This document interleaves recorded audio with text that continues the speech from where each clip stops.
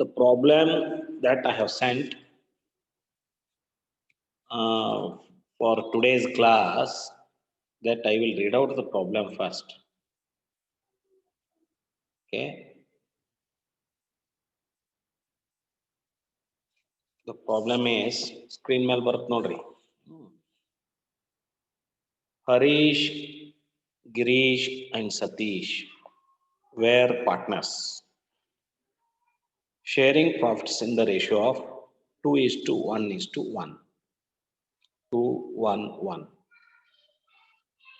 They agreed to dissolve the firm.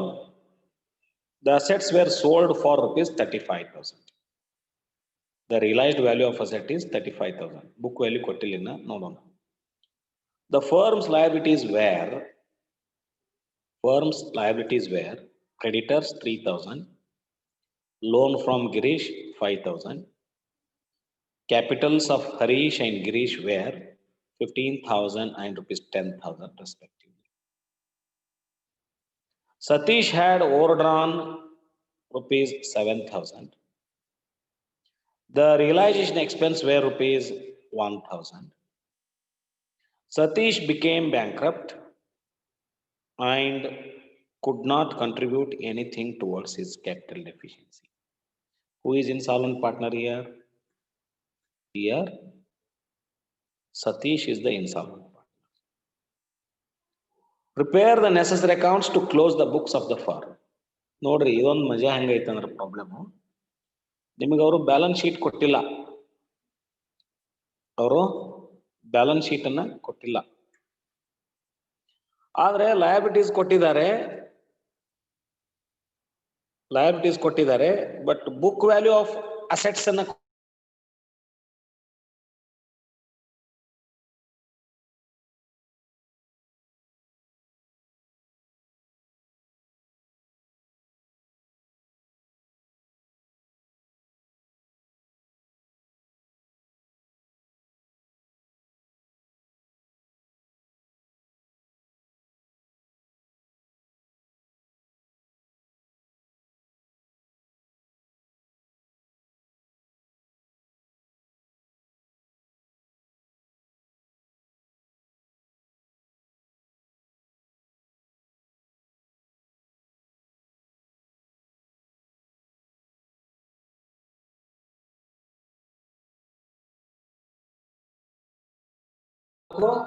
ನಾವೇನ್ ಮಾಡಬೇಕು, value of sundry assets ಅನ್ನ ಕಂಡುಹಿಡಿಯಬೇಕು. ವ್ಯಾಲ್ಯೂ ಆಫ್ ಸನ್ರಿ ಅಸೆಟ್ಸ್ ಅನ್ನ ಕಂಡುಹಿಡಿಯಬೇಕು. ಚಾಲೋ ಸ್ಟಾರ್ಟ್. ಕ್ಯಾಲ್ಕುಲೇಷನ್ ಆಫ್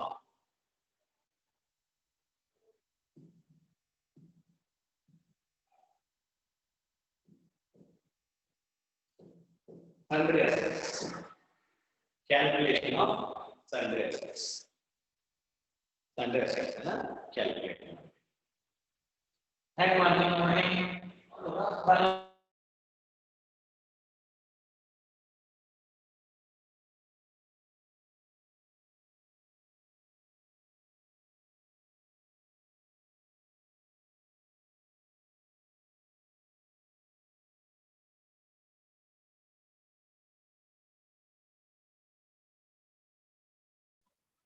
ಆಗಲಿ.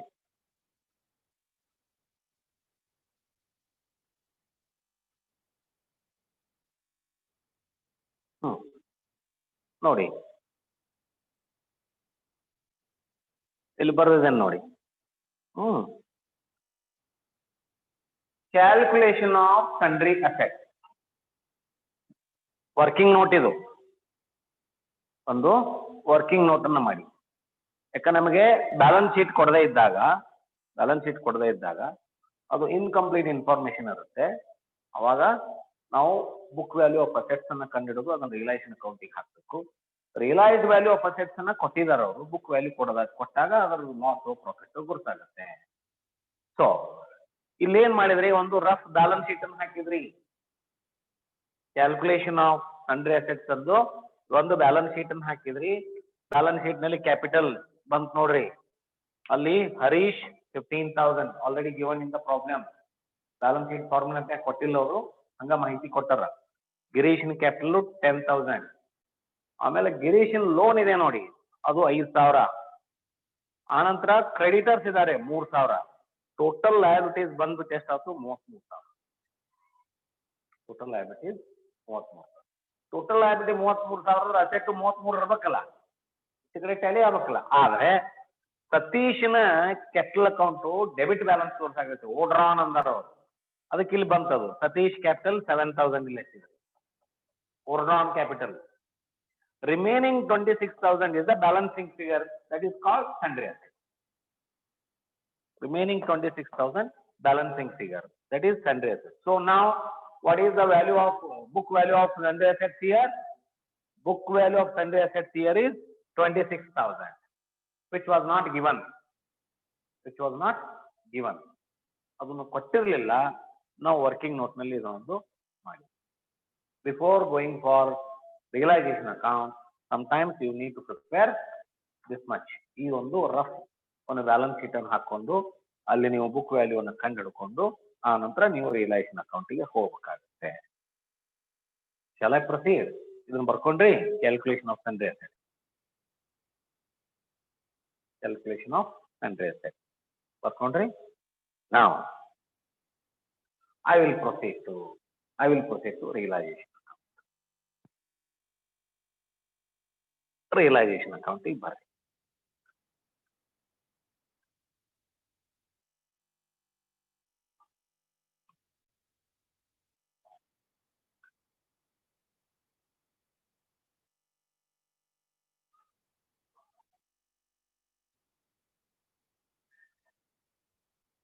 Come to realization.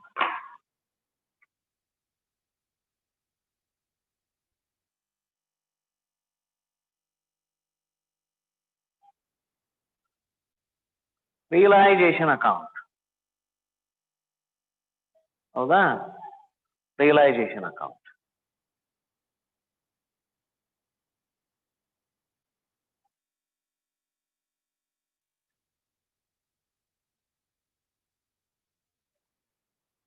Okay, realization account.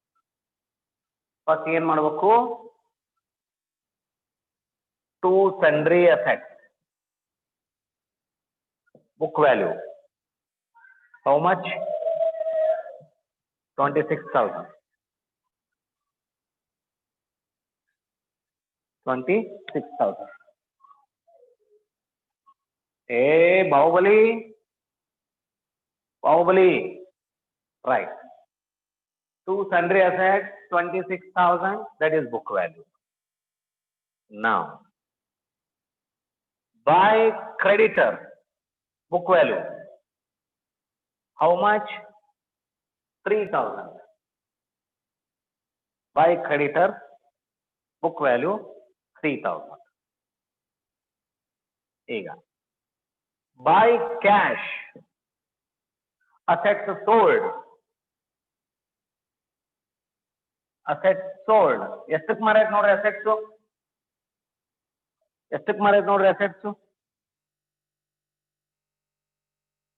ಎಷ್ಟಕ್ಕೆ ಮಾರೈತೆ ನೋಡ್ರಿ assets? Is it for 35,000? Assets sold for 35,000. Assets sold for 35,000. In payment side ಬರ್ರಿ. To cash realization expense ಇದೆಯಾ? ಫಸ್ಟ್ ಅದನ್ನ ಹಚ್ಚಬೇಕು. ಎನಿ ರಿಯಲೈಸೇಷನ್ ಎಕ್ಸ್ಪೆನ್ಸ್ ಎಷ್ಟಿದೆ ನೋಡ್ರಿ. Realisation expense were 1,000 rupees. ಆಮೇಲೆ to cash creditors paid ಎಷ್ಟಿದ್ರು ಅಷ್ಟು ಕೊಟ್ಟೇವಿ. Creditors were 3,000 was paid. ಯಾಕೆ ಅದ್ರ ಬಗ್ಗೆ ಏನು ಹೇಳಿಲ್ಲ ನಮಗೆ. ಸೊ ಏನಾದ್ರು ಐಟಮ್ ಮುಗಿತಾ? ಬುಕ್ ವ್ಯಾಲ್ಯೂ ಆಫ್ ಅಸೆಟ್ಸ್ ಹಚ್ಚೇವೆ, book value of liability creditors ಹಚ್ಚೇವೆ, ಅಸೆಟ್ಸ್ ಸೋಲ್ಡ್ ಹಚ್ಚಿದ್ದೇವೆ, ಎಕ್ಸ್ಪೆನ್ಸಸ್ ಪೇಡ್ ಹಚ್ಚಿದ್ದೇವೆ, ಕ್ರೆಡಿಟರ್ಸ್ ಪೇಡ್ ಹಚ್ಚಿದ್ದೇವೆ. Then you need to calculate whether there is a profit or loss on realization. 35 ಒಂದು 38 ಇಲ್ಲಿ ಕಡಿಮೆ ಇದೆ ಅಂದ್ರೆ ಪ್ರಾಫಿಟ್ ಇದೆ ನೋಡಿ. 38,000 ಟೋಟಲ್. 38,000 ಅಲ್ಲಿ 26, 27, 30 ಅಂದ್ರೆ 8,000 ರೂಪಾಯಿ ಏನಾಯ್ತು ಪ್ರಾಫಿಟ್ ಆಯ್ತು. ಇದರಲ್ಲಿ to realization profit transferred to ಯಾರಿಗೆ? ಹರೀಶ್ ಮತ್ಯಾರು? ಗಿರೀಶ್ ಮತ್ಯಾರು? ಸತೀಶ್. ಅವ್ರ ರೇಷಿಯೋ ಏನೈತಿ? 2:1:1 ಅಂದ್ರೆ 2, 3, 4. 4 ಅಂದ್ರೆ 4 7 8. 4 7 8 ಅಂದ್ರೆ 2,000 ಅಂದ್ರೆ ಹರೀಶ್ಗ 4,000, ಇವನಿಗೆ 2,000, ಇವನಿಗೆ 2,000. So 4,000 2,000 2,000 4,000 2,000 2,000. This is realization profit. ಇದಕ್ಕೆ ನಾವು realization profit ಅಂತ ಕರಿತೀವಿ. Here in this problem there is a realization profit. ಹೌದಾ? Shall I proceed? ಹೇಗಾಗತೈತಿ? ಕಾಂತತಿ ಎಲ್ಲ ಬರ್ದಿದ್ದು?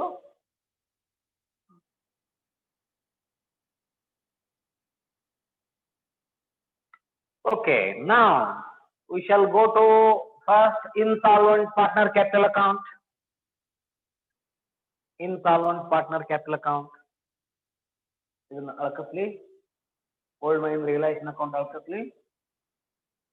ಅಳ್ಕಸ್ಬೋದಾ? ಎಲ್ಲರೂ ಬರ್ಕೊಂಡ್ರಿ? ಆ ಪ್ರಾಬ್ಲಮ್ ಕಳಿಸಿದಾಗ ಮೊದಲು ಇವನ್ನೆಲ್ಲ ಹಾಕಿಟ್ಕೊಂಡ್ಬಿಡ್ಬೇಕು ನೀವು. ಫಾರ್ಮೆಟ್ ರಿಯಲೈಸೇಷನ್ ಅಕೌಂಟ್ ಫಾರ್ಮೆಟ್ ಎಲ್ಲ ಹಾಕೊಂಡ್ಬಿಡ್ಬೇಕು. ಬರೀ ಎಂಟ್ರಿ ಮಾಡ್ಕೊಂತಿರೋದು.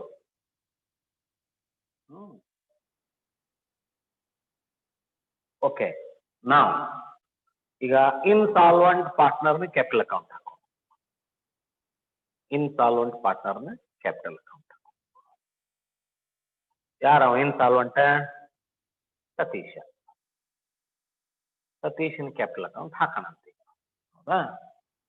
ಹೆಡ್ಡಿಂಗ್ ಹಾಕ್ರಿ, ಸತೀಶ್ ಕ್ಯಾಪಿಟಲ್ ಅಕೌಂಟ್ ಬ್ರಾಕೆಟ್ನಾಗ insolvent.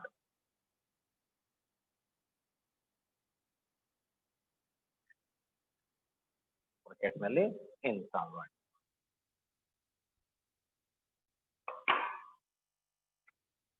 Satish capital account.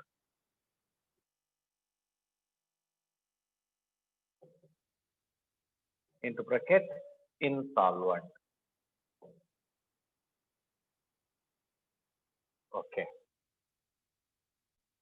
Satish ಇಂದು ಕ್ಯಾಪಿಟಲ್ ಬ್ಯಾಲೆನ್ಸ್ ಡೆಬಿಟ್ ಇದೆ, ಅದಕ್ಕೆ ಏನನ್ಬೇಕು ನಾವು? To balance brought down. ಎಷ್ಟಿದೆ? 7,000. ಅದೇ ಕ್ರೆಡಿಟ್ ಬ್ಯಾಲೆನ್ಸ್ ಇದ್ದಂದ್ರೆ ಸಾಲ್ವೆಂಟ್ ಪಾರ್ಟ್ನರ್ ಈ ಕಡೆ ಇರುತ್ತೆ, ಬೈ ಬ್ಯಾಲೆನ್ಸ್ ಬ್ರಾಟ್ ಡೌನ್. ಅವನದೀಗ ಓವರ್ ಡ್ರಾನ್ ಇದೆ, ಸೊ 7,000. ಆ ನಂತರ ಅವೇನಾದ್ರೂ ದುಡ್ಡು ತರ್ತಾನೋ? ತರುದಿಲ್ಲ. ಬೈ ರಿಯಲೈಸೇಷನ್ ಅಕೌಂಟ್ ನೋಡ್ರಿ, ಏನಿದು? ಪ್ರಾಫಿಟ್. ಅವನ್ ಪಾಲಿಂದ 2,000 ರೂಪಾಯಿ ಪ್ರಾಫಿಟ್ ಐತಿ ನೋಡ್ರಿ. ಅವನ್ ಪಾಲಿಂದ 2,000 ರೂಪಾಯಿ ಪ್ರಾಫಿಟ್ ಐತಿ. ಮತ್ತೆ ಏನಾದ್ರೂ ರಿಸರ್ವ್ P&L ಅಕೌಂಟ್ ಪ್ರಾಫಿಟ್ ಏನಾದ್ರೂ ಇದೆಯಾ?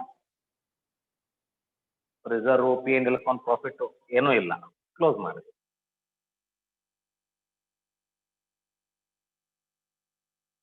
So 7,000 year 7,000 plus realization profit ಅನ್ನು 2,000 ತೆಗೆದು ಹಾಕಿದ್ರೆ ಅವನ ನೆಟ್ ಡೆಫಿಷಿಯನ್ಸಿ ಎಷ್ಟು ಬಂತು?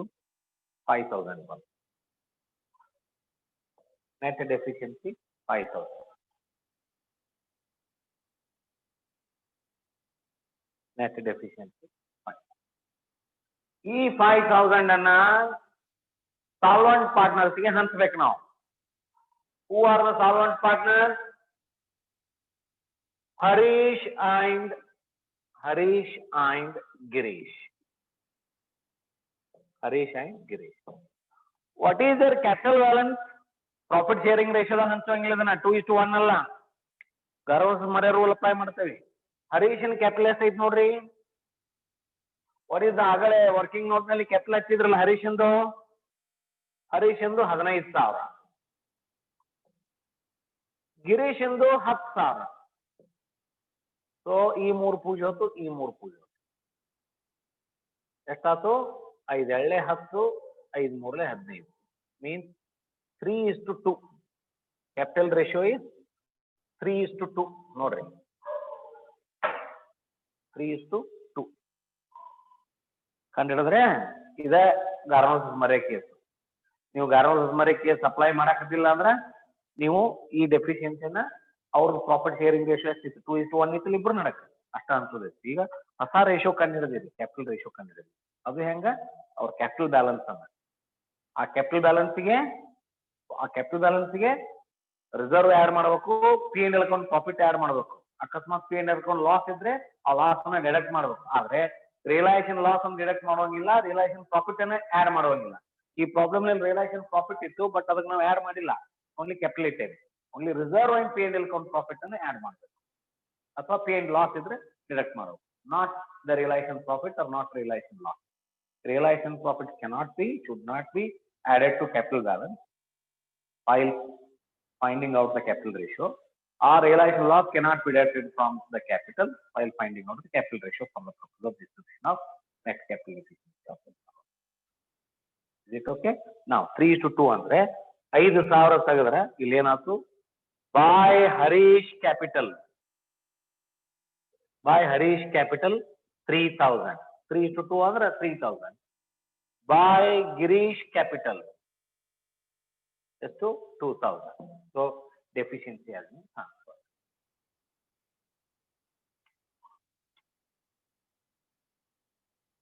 ಸರಿ ಹೋಯ್ತಾ? ಇದು Satish insolvent partner capital account.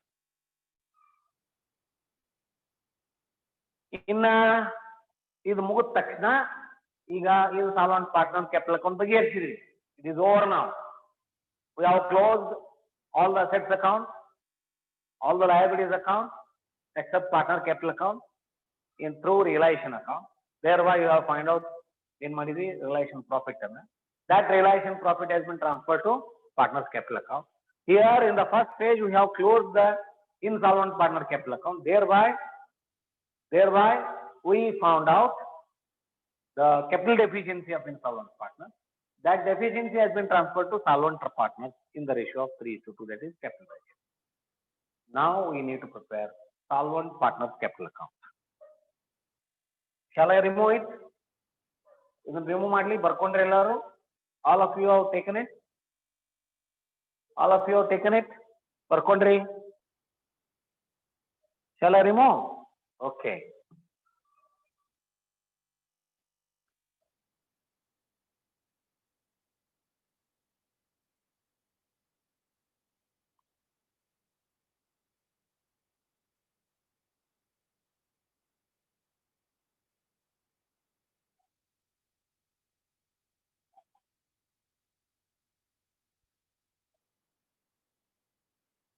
ಈಗ ಬರೀರಿ ಸಾಲ್ವೆಂಟ್ ಪಾರ್ಟ್ನರ್ ಕ್ಯಾಪಿಟಲ್ ಅಕೌಂಟ್ ಅಂತ heading.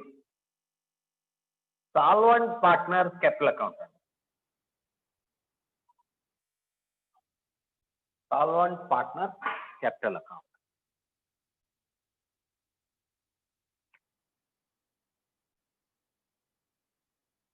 Solvent partner capital account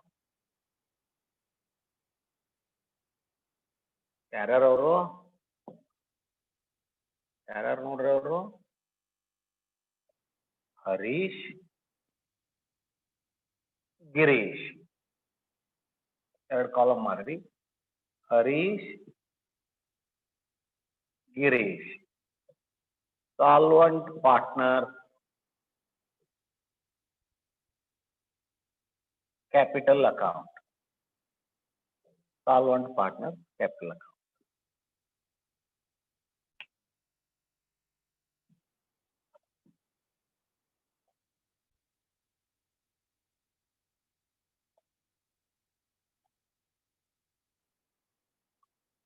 Yes. Solvent partner capital account. ಕಾಣ್ತಾ ಇದೆಯಾ ಎಲ್ಲ?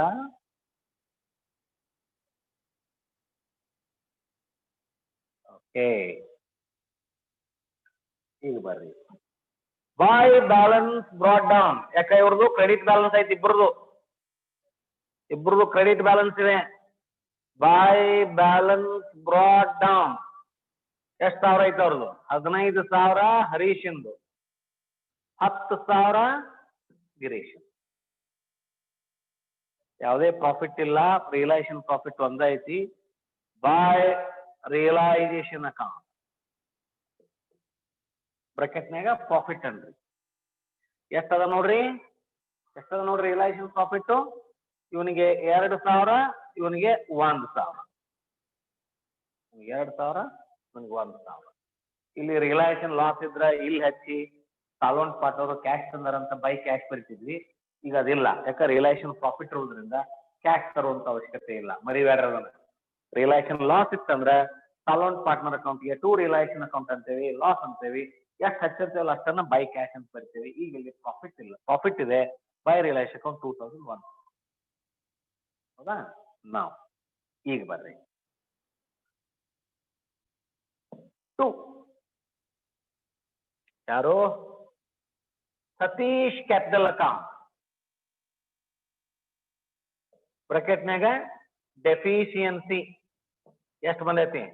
ಇವಂಗ 3,000, ಇವಂಗ 2,000. 3,000, 2,000.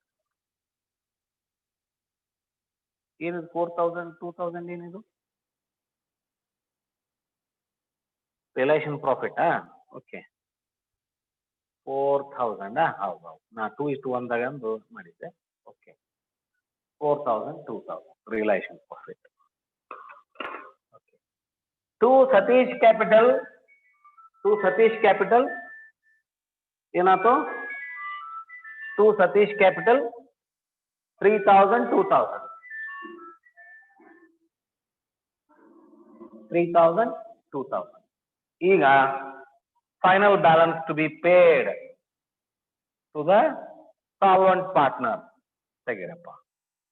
15, 4, 19,000. ಇಲ್ಲಿ ಟೋಟಲ್ ಇದೆ, ಇಲ್ಲಿ 12,000 ಇದೆ, ಇಲ್ಲಿ 19,000 ಇದೆ, ಇಲ್ಲಿ 12,000 ಇದೆ. ಇಲ್ಲಿ 2 ಕ್ಯಾಶ್ 19ರಾಗ 3 ಹೋದ್ರ 16,000 ಯಾರಿಗೆ ಕೊಟ್ಟೇವಿ? ಹರೀಶಿಗೆ ಕೊಟ್ಟೇವಿ. 10,000 ಯಾರಿಗೆ ಕೊಟ್ಟೇವಿ? ಗಿರೀಶಿಗೆ ಕೊಟ್ಟೇವಿ. 2 ಕ್ಯಾಶ್. ಈ ಲೆಕ್ಕ ಸರಿ ಐತೋ ಇಲ್ಲೋ ಅಂತ ಗೊತ್ತಾಗೋದು ನಮ್ಗೆ ಯಾವಾಗ ಅಂದ್ರೆ ಕ್ಯಾಶ್ ಅಕೌಂಟ್ ಹಾಕ್ತಾರೆ. ಕ್ಯಾಶ್ ಅಕೌಂಟ್ ಹಾಕ್ತಾರೆ, ಕ್ಯಾಶ್ನಾಗ ಬರ್ತದೆ ಲೋನ್. ಈ ಲೆಕ್ಕ sir Girish loan account separate, ಅದು ಕ್ಯಾಪಿಟಲ್ ಅಕೌಂಟ್ ಏನು ಬರಲ್ಲ. ಏನು ಅದನ್ನ ಕ್ಯಾಶ್ ಅಕೌಂಟ್ ಡೈರೆಕ್ಟ್ ಪೇಮೆಂಟ್ ಮಾಡ್ಬೇಕು. ಗೊತ್ತಾಕತ್ ನಮ್ಗೆ. ಈಗ ಇಷ್ಟು ಬರ್ಕೊಂಡ್ರಿ. ಇದು ಸಾಲ್ವೆಂಟ್ ಪಾರ್ಟ್ನರ್ ಕ್ಯಾಪಿಟಲ್ ಅಕೌಂಟ್ ಆತ. By balance brought down 15,000, 10,000. By realisation profit 4,000, 2,000. To Satish capital deficiency 3,000, 2,000. Remaining is to cash 16,000, 10,000, 19,000, 12,000 total. ಬರ್ಕೊಂಡ್ರಿ? ಇಷ್ಟಾಯ್ತಾ? ಇಷ್ಟಾಯ್ತಾ? ಈಗ ನಾವು ಕ್ಯಾಶ್ ಅಕೌಂಟ್ ಹಾಕೋಣ. ಈಗ ನಾವು ಕ್ಯಾಶ್ ಅಕೌಂಟ್ ಹಾಕೋಣ. ಇದನ್ನ ತೆಗಿಬಹುದಾ ನಾನು? ಇದನ್ನ ರಿಮೂವ್ ಮಾಡ್ಲಿ? Shall I remove it? Gold balance ಬರ್ದದ್ ತೆಗಿಬಹುದಾ? Shall I remove? ಅಷ್ಟು ಬರ್ಕೊಂಡ್ರಿಲ್ಲಪ್ಪ. ಏನು ಫಾಸ್ಟ್ ಅನ್ಸಾಕತ್ತಿಲ್ಲ? ಎಲ್ಲ ಬರ್ಕೊಳಕ್ತಿರಲ್ಲ? All of you are following? Okay. ಮತ್ತೆ ಅಕಸ್ಮಾತ್ ಒಂದು ಐಟಮ್ ನೀವು ಇನ್ನೂ ಬರ್ಕೊಂಡಿರಲಿಲ್ಲ ಅಂದ್ರೆ ಹೊಳ್ಳಿ ರಿವರ್ಸ್ ನೋಡಿದ್ರೆ ಕಾಣ್ತದೆ. Everything is recorded and YouTube upload ಆಕತಿ. ಚಿಂತೆ ಮಾಡಕ್ ಹೋಗ್ಬೇಡ್ರಿ. ರೈಟ್. ಈಗ ಬರ್ರಿ ಕ್ಯಾಶ್ ಅಕೌಂಟಿಗೆ ಬರ್ರಿ.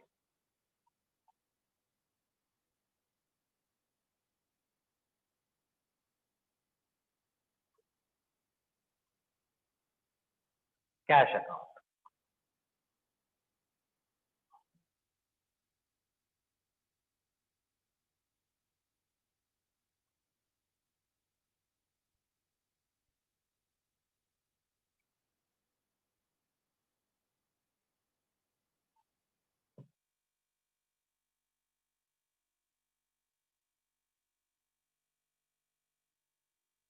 Cash account.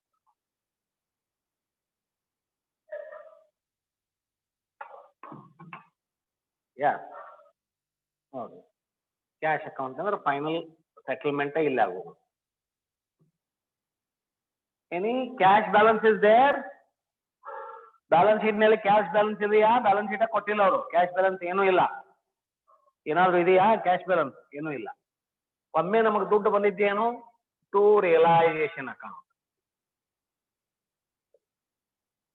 Asset sold. ಎಷ್ಟು ಬಂದಿದೆ? 35,000. 35,000.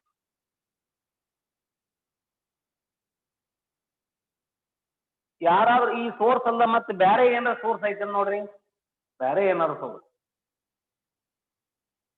Any other source other than this 35,000? ಇನ್ನು ಯಾವ್ದಾರ ಪಾರ್ಟ್ನರ್ ತಂದಾರೋ ಅಥವಾ ಯಾರು ಇನ್ಸಾಲ್ವೆಂಟ್ ಪಾರ್ಟ್ನರ್ ತಂದಾನೋ, ಏನು ಕ್ಯಾಶ್ ಬಂದಿಲ್ಲ, ಹೌದಾ? ಸರಿ, ಈಗ ಬರ್ರಿ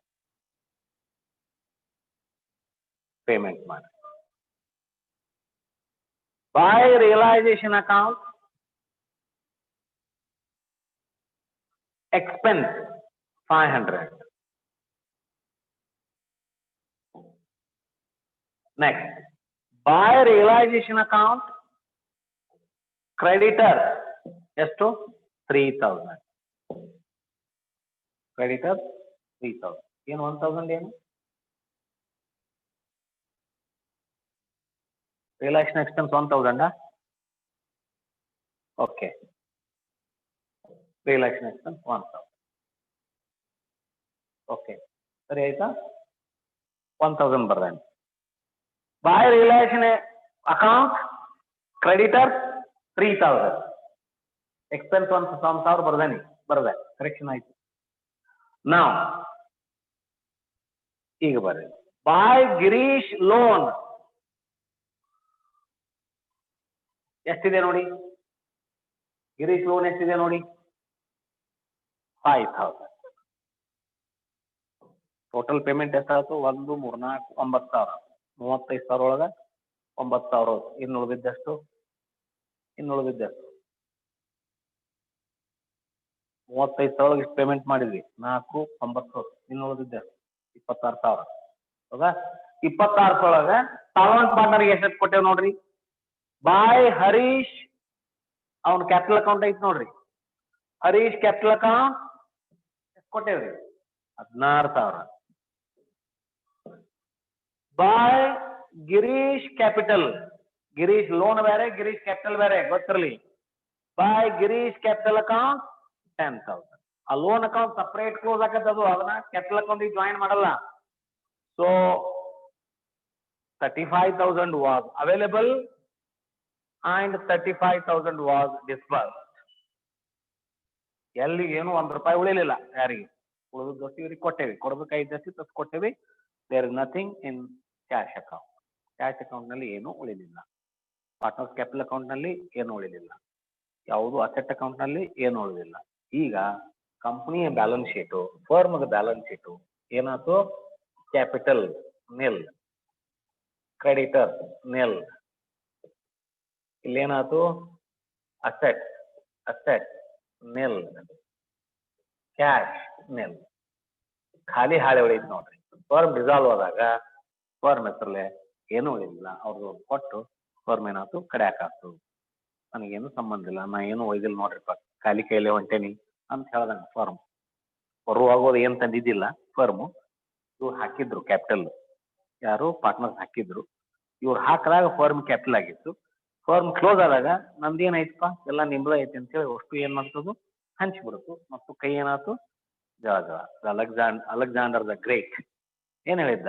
ಇಡೀ ವಿಶ್ವ ಗೆದ್ದ ಮೇಲೆ, ಅವ್ ಸತ್ ಮೇಲೆ ಅವ್ನು ಹುಗಿಯುವಾಗ ನಾನು 2 ಕೈ ಹೊರಗಿಟ್ಟು ಹುಗಿರಿ ಅಂತ ಹೇಳಿದ್ದ. ಯಾಕಂದ್ರೆ ಇಡೀ ಜಗತ್ತು ಗೆದ್ದ ಈ ಸಾಮ್ರಾಟ ಸತ್ ಮೇಲೆ ಇಲ್ಲಿಂದ ಏನೂ ಒಯ್ದಿಲ್ಲ, ಖಾಲಿ ಕೈಲೇ ಹೋಗ್ಯಾನ. ಮತ್ ಇಷ್ಟೆಲ್ಲ ಗೆದ್ದವ ಏನಾರ ಒಯ್ದಿರ್ಬೋದಿಲ್ಲ ಅಂತ ಜನ ತಿಳ್ಕೊಬಾರದು ಅಂತ ಹೇಳಿದ್ರೆ, ಏನೂ ಒಯ್ಯಾಕೆ ಬರೋದಿಲ್ಲ, ಇಲ್ಲೇ ಬಿಟ್ಟು ಹೋಗ್ಬೇಕು ನಾವು ಒಂದು ಸಂದೇಶ ಕೊಡ್ಲಿಕ್ಕೆ 2 ಕೈ ಹೊರಗಿಟ್ಟು ನನ್ನ ಏನ್ ಮಾಡಿ ದಫನ್ ಮಾಡ್ರಿ ಅಂತ ಹೇಳಿದ್ದ. The philosophy of life, the same philosophy is applying in firms also, that is separate entity concept ನಲ್ಲಿ ಬರುತ್ತೆ. Is it okay? ರಿಸಾಲ್ವ್ ಆದಾಗ ಫರ್ಮ್ ಹೆಸರಲ್ಲಿ ಇಲ್ಲಿವರೆಗೆ ಫರ್ಮ್ದು ಕ್ಯಾಪಿಟಲ್ಲು, ಫರ್ಮ್ದು ಅಸೆಟ್ಟು, ಫರ್ಮ್ದು ಲೋನು, ಫರ್ಮ್ದು ಎಲ್ಲ ಫರ್ಮ್ದು ಅಂತಿದ್ವಿ. But in reality that was not belonging to firm, that was belonging to the owners of the firm. ನಾವು owners are different, firm is different ಅನ್ನೋ ಕಾರಣಕ್ಕೆ ಟೆಂಪ್ರರ್ಲಿ it has acted as a safeguard, it has acted as a trustee of the owner's fund. Firm has acted as a trustee of the owner's fund. It has safeguarded the fund, it has managed the fund in the name of this one, firm. ಅದು ಕೊನೆಗೆ firm close ಆದಾಗ firm ಹೇಳ್ತದೆ ಇದು ನಂದಲ್ಲ, ಎಲ್ಲ ನಿಮ್ದು, ನೀವು ತೋರಿ ನಾ ಕಡೆ ಹಾಕ್ತೀನಿ ಅಂತ. That is called dissolution, that is called liquidation of company. Firm ಇದ್ರೆ ಡಿಸಲ್ಯೂಷನ್ ಆಫ್ ಫರ್ಮ್ ಅಂತೇವೆ, ಕಂಪನಿ ಇದ್ರೆ ಅದಕ್ಕೆ liquidation of company, closure of the affairs of the company. Is it okay? Shall we conclude today's class? ಇವತ್ತಿನ class ಮುಗಿಸೋಣ? Shall we conclude? Okay. ಸುಮಾರು again ನಿಮಗೆ time ಹೇಳ್ತೇನೆ ನಾವು. ನಾಳೆ ನಮ್ಮದು 8 ಗಂಟೆಗೆ ಫೈನಲ್ ಕ್ಲಾಸು. ನೋಡುವ.